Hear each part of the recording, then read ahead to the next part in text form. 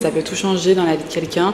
Eux, ça peut leur aider justement dans leur cheminement personnel. C'est juste incroyable. Genre, c'est un game changer. Bon, en tout cas, moi en France, je rencontrais pas beaucoup de personnes qui étaient dans ce domaine. Depuis des siècles, on l'utilise en Inde pour justement guérir les gens. Il faut toujours faire attention et c'est une alerte que ton corps te parle. On peut juste décider de porter sa voix et c'est ce qu'on est en train de faire aujourd'hui, donc j'adore. Hola, bienvenue dans Je suis potentielle, ton podcast de développement personnel. Aujourd'hui, on se retrouve avec Nalini. Je suis ravie d'être avec elle. Derrière ce micro, on va parler de choses trop intéressantes qui vont traiter du bien-être, de la santé avec la médecine ayurvédique, ta spécialité. Oui. Donc je te laisse te présenter, nous en dire un peu plus sur ce que tu fais. Donc déjà, merci de me laisser participer à ce podcast, c'est vraiment un honneur pour moi. J'ai fait une très belle rencontre il y a quelques semaines et je suis vraiment contente de pouvoir partager ça avec toi et justement avec ton audience. Vraiment l'objectif c'est de pouvoir démocratiser de plus en plus la médecine ayurvédique mais même toutes les médecines holistiques de manière générale puisque je pense qu'aujourd'hui c'est important d'en parler et que les gens soient beaucoup plus conscients par rapport à cela. Ouais, du coup, je vais un peu lui poser quelques questions parce que, comme vous, sûrement, je ne m'y connais pas énormément, mais je sais que c'est une grosse erreur de ne pas se connaître en médecine ayurvédique parce que tu nous le diras toi-même, mais de nos jours, on se met beaucoup de merde dans notre corps, sur notre corps. Enfin, de toute façon, on consomme beaucoup de merde sans même s'en rendre compte, ce qui nuit à notre santé et ce qui nuit à notre santé nuit à notre potentiel. Donc voilà pourquoi je trouvais que ça faisait vraiment sens de l'inviter sur le podcast aujourd'hui pour qu'elle nous livre ses secrets. Déjà, est-ce que tu peux nous dire ce que c'est ce mot qui fait très ancestral, très magie, Ayurveda, qu'est-ce que c'est? Alors oui, du coup la médecine ayurvédique, ça repose sur des principes ancestrales et millénaires. Depuis des siècles, on l'utilise en Inde pour justement guérir les gens. Donc c'est vraiment une médecine à part entière que j'aimerais vraiment démocratiser. Ce qu'il faut comprendre, c'est que ton corps, ton esprit et ton âme sont interconnectés. Et du coup, même ta beauté extérieure, c'est le reflet en fait de ton bien-être intérieur. Et ça, beaucoup de gens ne comprennent pas parce qu'ils ne vont pas forcément prendre soin d'eux ou de leur bien-être. Et c'est une part super importante pour justement prendre soin de ta santé. Et c'est sur quoi je vais mettre l'accent aujourd'hui parce que beaucoup de gens ne sont pas encore conscients ou assez éveillés pour comprendre que prendre soin de toi, ça va te permettre de prendre soin des gens autour de toi et de te sentir mieux et faire mieux circuler l'énergie dans ton corps. Donc voilà, ça repose en fait sur des doshas. Chacun d'entre nous, on est constitué différemment. On est des individus uniques. Si par exemple, on pourrait comparer à la médecine occidentale, on ne va pas te donner des médicaments par rapport à un type de symptôme que tu as. Si on va chercher la cause profonde du déséquilibre interne dans ton organisme. Si je te prends un exemple, tu as un mal de tête. Tu vas prendre un Doliprane pour justement camoufler la douleur sur l'instant T. On est bien d'accord. Ce problème, il va pouvoir être peut-être récurrent par la suite. Et ta solution, ça va être de prendre toujours un Doliprane pour justement camoufler la douleur sur l'instant T. Or, dans la médecine ayurvédique, on te dit, ton corps te parle. Il faut toujours faire attention et c'est une alerte que ton corps te parle. Et prendre ça comme une opportunité de le comprendre mieux et de l'écouter. Et c'est pour ça, la médecine ayurvédique, ça va vraiment reposer sur le fait de rechercher la cause, la racine du déséquilibre.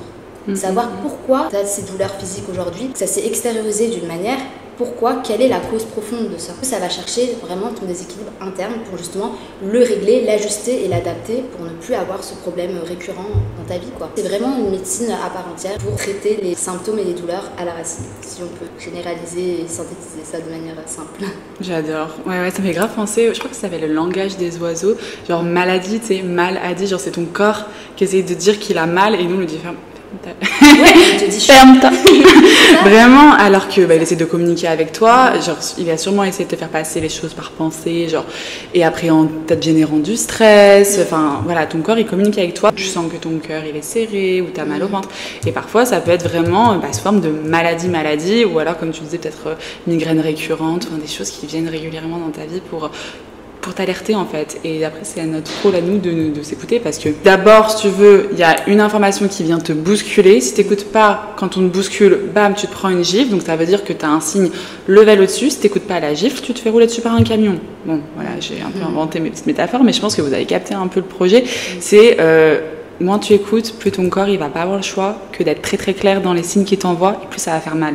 C'est exactement ça, tu as bien synthétisé la chose. Et c'est pour ça qu'en fait, il y a aussi cette part et cette dimension spirituelle aussi dans la médecine ayurvédique et dans toutes les médecines holistiques, les médecines alternatives. C'est que plus tu es aligné avec toi-même, plus tu te comprends et tu satisfais entre guillemets tes besoins, tu vas forcément éloigner tous ces déséquilibres, éviter que toutes ces maladies se provoquent. Ça. Et toi, c'est quoi ton histoire avec la médecine ayurvédique? Qu'est-ce qui fait que tu t'es tournée vers ce domaine-là? Alors moi je suis d'origine indienne, il faut le savoir, donc du coup j'ai eu la chance d'être bien entourée, donc j'ai des médecins aussi ayurvédiques dans ma famille, des naturopathes, des professeurs de yoga. J'ai eu quelques problèmes de santé depuis jeune, que ce soit de manière capillaire, ma peau, la santé en général, mon énergie qui s'affaiblissait et on ne comprenait pas pourquoi. Et j'ai essayé tout type de médecine et j'ai aussi été curieuse de la médecine chinoise, l'acupuncture. En fait, je suis très très curieuse de tout ce que le monde peut nous apporter et toutes les autres médecines alternatives. Et c'est de là, en fait, de fil en aiguille, je suis partie en Inde et j'ai rencontré des professeurs de yoga, des naturopathes, des maîtres gourous qui m'ont énormément enseigné sur justement ces pratiques millénaires, ces pratiques ancestrales, qui ont des bienfaits tellement, tellement puissants que je me suis dit, mais en fait, il faut absolument que je démocratise ça en France, en Europe, parce que c'est, pour ma part, personnellement, je trouve que c'est trop peu connu. Et c'est tellement bénéfique pour les gens que je me dis, mais il faut absolument que les gens puissent comprendre au moins le concept derrière tout cela, tu vois. Moi, ça m'a beaucoup aidé sur ma santé, ça m'a permis aussi de rééquilibrer tous mes doshas, d'être beaucoup plus connectée à mon corps. Comme je t'avais dit, corps, esprit, âme, c'est interconnecté. Et de pouvoir justement mieux me comprendre et être alignée avec moi-même.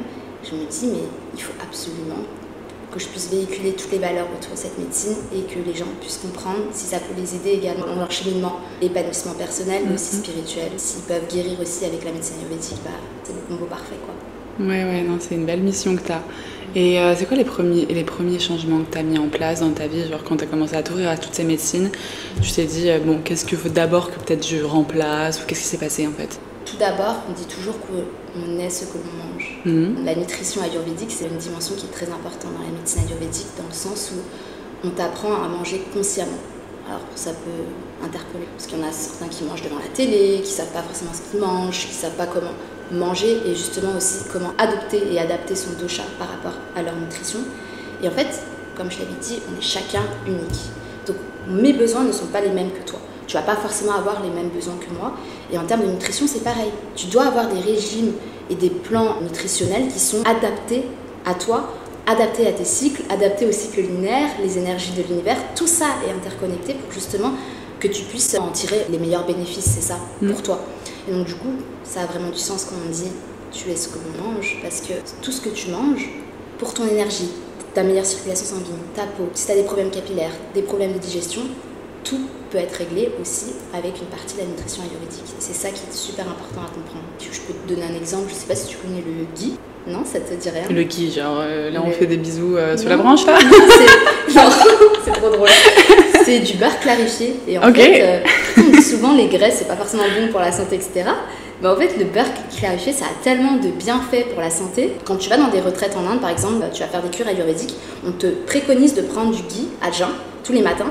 Et en fait, ça te permet de tellement détoxifier ton organisme de manière saine, tu vois, que justement, c'est comme si tu remettais ton corps à zéro. Avant de pouvoir bien t'alimenter, de bien prendre soin de toi, le ghee, ça va te détoxifier de l'intérieur et pouvoir justement tirer le meilleur des bénéfices de tout ce que tu vas manger derrière. Et c'est trop fou parce que je ne le savais pas encore. Et maintenant, je l'incorpore dans mon quotidien et je vois réellement la différence.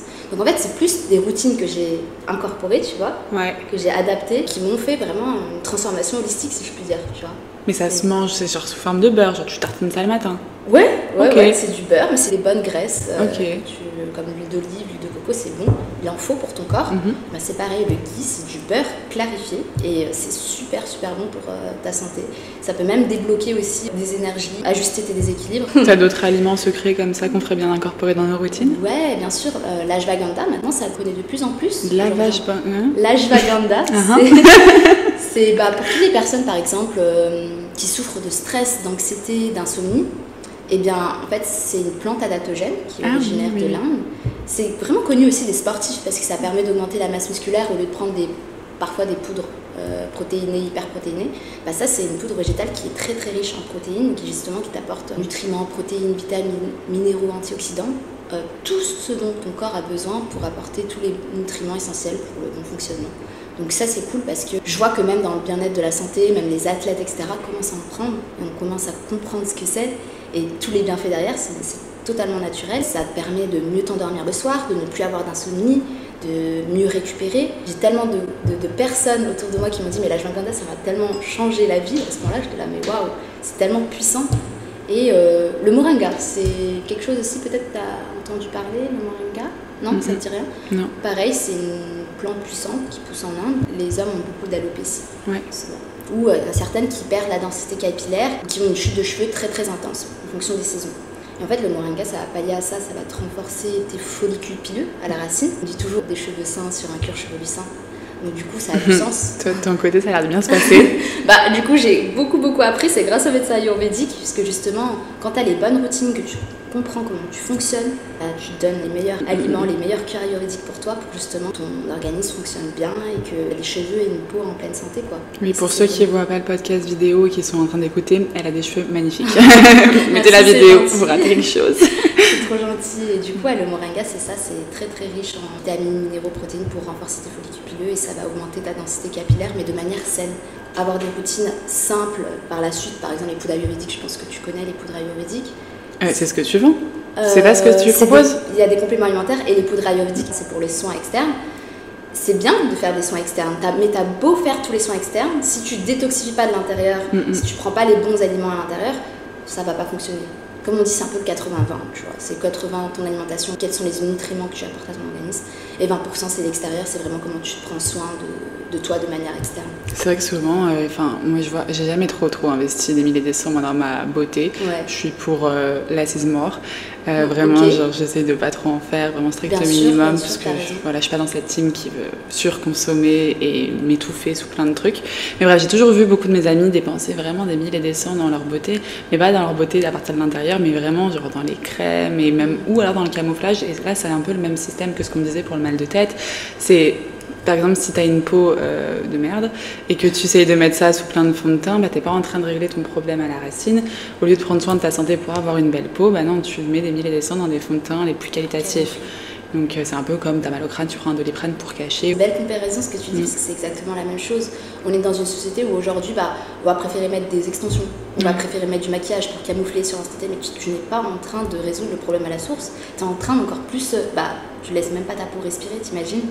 Et c'est plus simple, bien sûr, c'est plus simple de faire ça parce que tu camoufles. Alors que oui, ça prend du temps, oui, il faut des connaissances, oui, il faut quand même avoir un certain apprentissage. Mais après, t'es tellement contente parce que tu peux sortir, t'as pas besoin de te maquiller et tu sais que ta peau elle est en pleine santé et ça n'a pas de prix. Enfin, pour moi, je suis totalement d'accord avec ce que tu dis parce que pour moi, j'ai toujours prôné le naturel parce que je me dis que la nature t'apporte tout. On a tellement des routines simples et naturelles et je pense qu'aujourd'hui, on est vraiment dans une société de consommation où on va toujours plus consommer. Parfois, c'est ce qui est dommage, c'est que t'as beaucoup de conservateurs, t'as beaucoup de sulfates, t'as des choses qui sont nocives pour ta santé et pour ta peau. Et j'aimerais aussi en venir aussi pour, par exemple, les savons.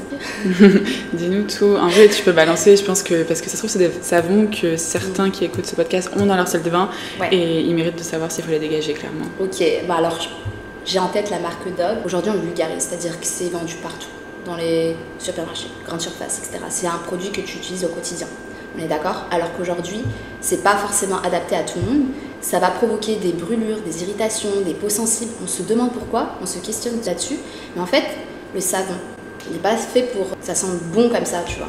Il y a des parfums, il y a des choses qui sont très toxiques et nocives qui vont perturber l'équilibre et le pH de ta peau et de ton épiderme. Et justement, ça va complètement déséquilibrer. Ta peau va mal réagir. La barrière cutanée, elle va essayer de réagir. Elle va avoir des rougeurs, des irritations. Et parfois, on ne comprend pas la source. Et bien en fait, il faut déjà changer tous les produits de sa salle de bain ou au moins être conscient de tout ce qu'il y a dans les ingrédients avant d'acheter et de dire voilà, j'ai vu cette pub, la meuf elle a une peau trop douce, waouh, incroyable, ça sent trop bon. Ouais, on est d'accord, ça sent super bon. Mais est-ce que c'est réellement bon pour ta santé? T'as tellement d'autres alternatives aujourd'hui, t'as des savons naturels, tout ce qui est riche en saponine végétale, ça a un fort pouvoir lavant, comme les poudres ayurvédiques. Ça te lave, tu n'as pas forcément besoin de parfums, de choses qui sont toxiques pour ta santé et pour ta peau, clairement. Parce qu'à long terme, tu vas en subir les conséquences. Alors je ne veux faire peur à personne, mais juste que les gens soient beaucoup plus conscients de ce qu'ils utilisent, que ce soit de manière interne et externe. C'est très très important. Oui, et puis au final, ce que tu mets sur ta peau, genre les crèmes ou même ton savon, ça rentre dans ta sûr, peau. Ça pénètre. Ouais. Tu vois, tout ce qui est perturbateur endocrinien, ça vient complètement déséquilibrer ton cycle, tes hormones, jusqu'à le pH de ta peau. Et justement, ces perturbateurs endocriniens, c'est hyper agressif pour la peau. Ton corps réagit et toi, tu vas pas comprendre. Tu vas aller chez le dermatologue, tu vas dire mais pourquoi si, ça. Si on a ta peau sensible comme ça, tu as des inflammations qui arrivent, écoute ton corps et comprends d'où ça vient. En fait. Là, du coup, on dit qu'il y a beaucoup plus de choses néfastes pour notre santé dans notre quotidien que ce que l'on peut le savoir. Bien sûr. Donc, trop bien, c'est ce podcast aide à conscientiser le fait qu'il faut faire attention à son alimentation, à ce qu'on met sur sa peau, etc. Mais est-ce que tu as des idées, des chaînes de supermarchés peut-être en France où tu peux trouver des choses un peu meilleures pour la peau, des meilleures pour ton alimentation? Parce que là, moi, je me dis, si j'écoute ce podcast, je me dis, ok, bon, c'est la merde. Il y a plein de trucs qui sont nocifs pour moi dans les placards, etc. Mais où est-ce que je vais choper quelque chose de meilleur pour moi, tu vois? Bien sûr. Il y a beaucoup de, tu sais, de supermarchés comme Biocoupe, La Vie Claire. C'est très respectueux aussi de l'environnement et respectueux de ta santé. Toujours important, peu importe dans la grande surface dans laquelle tu vas. Je pense qu'avec tes connaissances et ton apprentissage, toujours regarder en fait derrière le dos des étiquettes, voir s'il n'y a pas des perturbateurs endocriniens, des choses qui sont nocives pour ta peau. Toujours voir en fait les ingrédients avant de pouvoir tester sur ta peau ou tes cheveux de manière générale. Ou même que ce soit nutrition ayurvédique, moi je dis toujours de manger bio parce que justement t'as pas tout ce qui est OGM. Je pense que tu connais un petit peu tout ce qui est OGM et c'est très très très toxique. En fait c'est juste simplement certains changements, ta routine, dans ton alimentation, dans tes soins externes que tu donnes à ta peau et tes cheveux, juste être conscient de ce que tu mets. Aujourd'hui, on est très transparent dans la liste des ingrédients dans chacun des produits qui le composent. Donc vraiment faire simplement attention à ça. Tu as vraiment des grandes surfaces comme Biocop, La Vie Claire qui sont très très respectueux de ton organisme et de ta peau. Je vais laisser les grandes surfaces. Ok, cool. Et toi, du coup, comment tu bosses comment ça se passe qu'on vient de voir dis-nous tout. Alors, moi déjà, j'ai une marque de compléments alimentaires issus de la médecine ayurvédique puisque je voulais tellement démocratiser cela. Donc ça a été un peu compliqué parce que j'ai tellement voulu avoir les certifications bio et vegan qu'avec les réglementations européennes ça a été compliqué. J'ai mis 2 ans pour avoir les audits de labo, mais c'est bien parce que ça montre quand même que le marché français c'est très porté sur la protection du consommateur, ce qui est très bien, surtout des choses que tu ingères comme les compléments alimentaires. Donc c'est une bonne chose. Donc, du coup, j'ai décidé de collaborer avec des pharmacies, parce que maintenant, les pharmacies aussi, je trouve qu'il y en a certains qui sont très, très dans une approche naturelle, holistique, et c'est beau à voir ça. Et j'ai un store online, un site e-commerce, où justement, je vends ses propres compléments alimentaires et ses poudres ayurvédiques pour les cheveux, pour la peau, pour ta digestion, si tu as des problèmes de digestion aussi, pour justement rééquilibrer ta flore intestinale de manière naturelle. Et en fait, c'est vraiment des plantes que tu incorpores dans ton organisme de manière régulière, dans ton quotidien. Tu vois vraiment une certaine transformation au niveau de ton corps, de ton organisme. Et il y a des poudres. Les poudres ayurvédiques, donc c'est les soins externes que tu apportes à tes cheveux. Et justement, c'est aussi des shampoings à part entière. Si par exemple, tu ne sais pas t'orienter forcément dans quel type de shampoing, ça au moins tu sais que c'est des poudres ayurvédiques qui sont très riches en saponine, qui ont un fort pouvoir lavant. Tu n'as pas besoin d'autre chose pour justement laver ton cuir chevelu. Et à côté de cela, ce qui est important aussi à prendre en compte, c'est que j'accompagne ces personnes à prendre soin de sa santé, de son bien-être et de sa beauté de manière générale et leur faire comprendre qu'avec des différents plans d'action précis et en fonction de ton type de dosha, ta personnalité, de tes caractéristiques, eh bien, on va venir t'établir un plan d'action avec les naturopathes, les professeurs de yoga, ceux qui sont vraiment dans le domaine de la santé, des experts dans la médecine ayurvédique, pour t'apporter tout ce dont tu as besoin pour justement arriver à ton plein potentiel, que ce soit de mindset, que ce soit dans ta santé, dans ton bien-être. Moi, ça m'a beaucoup apporté quand j'ai commencé parce que quand je suis arrivée en Inde, je perdais je ne sais pas combien de cheveux par jour, mais vraiment c'était affreux. J'avais une queue de rat parce que j'avais fait un lissage brésilien et le lissage brésilien m'a complètement détruit et abîmé mes cheveux, mais d'une manière, je me suis dit, j'ai jamais récupéré mes cheveux, c'est pas possible. Et au final, ici, avec les bons moyens, les bonnes pratiques et de la consistance, super important, tu peux vraiment arriver à ce que tu souhaites. C'est ça qu'il faut bien prendre en compte. Et c'est vrai que depuis tout à l'heure, on dit surtout les exemples de make-up, peau, cheveux, tout ça, mais en fait, ça influe tellement sur ton énergie. C'est pas genre juste de la beauté ou quoi. Parce que comme on disait, oui, très bien, si t'as la peau douce après ton gel douche, mais il y a ce qui rentre dans ta peau, donc ce qui influe sur ta santé, ce qui influe sur ta santé influe sur ton énergie, et ton énergie, sans ton énergie à son max, tu peux pas être toi à ton plein potentiel. Exactement. C'est pour ça que tout est lié. Et je vais bien rebondir sur ce que tu as dit là-dessus. Tu vois, on parle aussi des après-shampoings. J'ai beaucoup de personnes qui me disent mais les poudres ayurvédiques, ça assèche énormément mes cheveux, je les trouve poisseux derrière et tout. Mais c'est normal en fait, c'est que tu récupères en fait ta nature de cheveux parce que tu vas tellement mettre des après-shampoings, c'est un cercle vicieux. C'est comme le maquillage. Les après-shampoings vont t'embellir le cheveu de l'extérieur. Donc tu vas le trouver super doux, tu vas dire mais waouh, il est incroyable ton cheveu. Mais en fait, c'est justement quelque chose qui va adoucir ton cheveu de l'extérieur, mais en fait, à l'intérieur, il est complètement abîmé, complètement cassé. Et c'est important de le soigner de l'intérieur. Donc, peu importe que tu vois ton apparence en disant ah mais là mes cheveux je les trouve pas bien, arrête tes après-shampoings bourrés de sulfate, silicone, etc. et commence à prendre soin petit à petit, faire ta transition vers le naturel. Tu vas commencer à remarquer les différences sur ta santé, ta beauté, ton bien-être. Et tu vas continuer en fait dans un cercle vertueux. Et c'est ça qui est cool. C'est vraiment les bonnes pratiques, les routines et la consistance que tu mets là-dedans. Tu vois vraiment des résultats et c'est cool en fait de voir l'évolution de certaines. Ouais, c'est de la patience comme souvent, hein. Consistance, patience, discipline, tout ça, les petites formules magiques. Et pour ce qui est de l'énergie, genre qu'est-ce que tu conseillerais pour être énergique, peut-être pour même avoir un bon sommeil, pour avoir moins de stress. Genre, je sais qu'il y a beaucoup d'entrepreneurs qui nous écoutent et que ça c'est vraiment un vrai sujet, stress, sommeil, énergie. Qu'est-ce que tu conseillerais? En tout premier lieu, la méditation. Nous, on parle dans le yoga, qui fait aussi sens dans tout ce qui est médecine ayurvédique. Ça s'appelle le pranayama. Qu'est-ce que c'est le pranayama? C'est en fait des techniques de respiration. Et pourquoi c'est aussi important? C'est que par exemple, ça s'appelle le Nadi Sharya, c'est une technique de respiration alternée. Donc je montre. Tu inspires d'une narine, tu gonfles tes poumons au maximum et tu expires de l'autre narine. Au maximum. Et en fait, ça te permet d'enlever toutes tes toxines dans tes poumons. Parce que quand tu respires de manière inconsciente, toutes les toxines qui sont accumulées via la pollution dans la journée, etc., elles restent dans tes poumons. Et en fait, tous les matins, si tu fais ça, c'est hyper bien pour ta santé parce que tu vas débloquer en fait là où il y a peut-être des douleurs, des points de sensibilité, parce qu'en fait, ton énergie, elle circule mal. Et le pranayama, c'est vraiment ça, c'est débloquer ton énergie tout au long de ton corps via les 7 chakras. On appelle ça les 7 points, les 7 chakras. C'est là où la circulation et l'énergie circulent. Et c'est très très important pour justement te sentir éveillé, aligné avec toi-même, beaucoup plus énergisé et justement arriver à ton plein potentiel, développer des projets, avoir beaucoup plus d'énergie pour faire tout ça. C'est hyper important. Trop intéressant, j'adore. De toute façon, depuis que je vis à Bali, je m'éveille tellement à tout ce qui est spirituel, les chakras, la respiration, le prana, tout ça. Enfin voilà, il y a vraiment, tout le monde m'apprend des choses au quotidien, c'est tellement intéressant. Donc je suis contente qu'on puisse partager un peu ça là, autour d'un podcast pour ceux qui ne sont pas sur place. C'est vrai que, en tout cas, moi en France, je ne rencontrais pas beaucoup de personnes qui étaient dans ces domaines bien-être, santé, spiritualité, vraiment des clés importantes pour que tu puisses être aligné avec toi-même et être à ton plein potentiel, pouvoir vraiment croquer la vie à pleines dents. Ça passe aussi par une bonne énergie et une bonne connaissance de soi. Je suis tellement d'accord. Donc la santé. Je suis tellement d'accord avec ce que tu dis. Moi, ce que j'ai adoré à Bali, et c'est pourquoi j'ai décidé de vivre ici, c'est qu'on rencontre des personnes qui nous apportent tellement, qui nous inspirent comme toi. Je trouve ça incroyable ce que tu fais, c'est-à-dire de véhiculer ça autour d'un podcast, de faire connaître au plus grand nombre, d'éveiller les personnes. Si eux, ça peut leur aider justement dans leur cheminement personnel, c'est juste incroyable. Genre, c'est un game changer. C'est tout ce qu'on veut, tu vois. Je disais hier, parce que hier, je parlais de comment incarner sa lumière autour d'un talk avec d'autres femmes à Bali. C'est cet effet miroir, tu vois, genre... On en a parlé hier, aujourd'hui on est sur le podcast et puis ce qu'on me dit aujourd'hui ça va refléter sur ce que les gens pensent parce qu'ils vont me dire oh là là mais attends moi j'aime trop ça me parle, cette méthode, enfin peu importe, ça peut être juste un mot mais ça peut tout changer dans la vie de quelqu'un.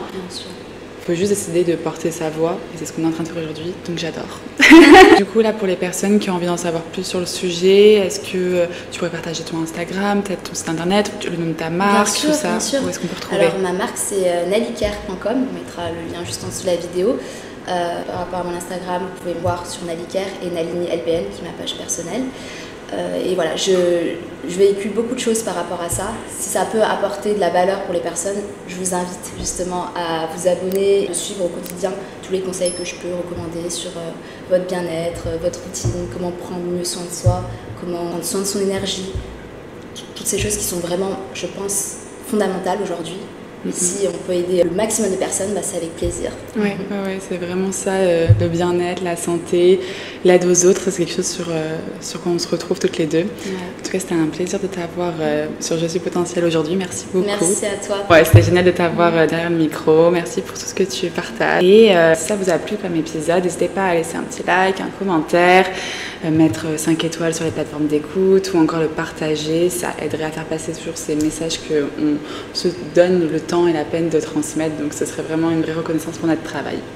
Voilà, je vous fais des gros bisous et je vous dis à la semaine prochaine pour un nouvel épisode.